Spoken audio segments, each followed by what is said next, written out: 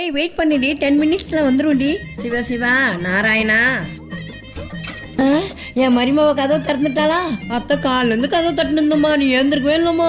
உன் மூஞ்ச பார்க்காம எனக்கு கால்ல இருந்து பைத்தியமே பிடிச்சிட்டுமா. இந்த ஓல்டிங் லேடி பிளேடு போடுது.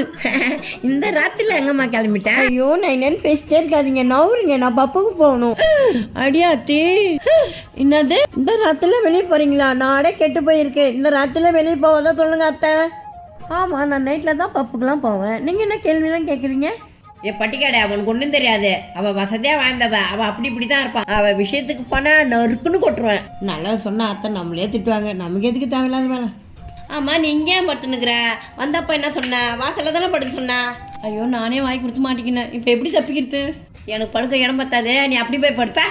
சே முதல்ல இந்த இடத்த விட்டு கிளம்பணும். சரி மீனாம்மா பார்த்து போயிட்டு வா, பத்திரமா வாமா. மீனா போயிட்டா, நம்ம போய் ஏசி ரூம்ல போய் படுத்துக்கோ.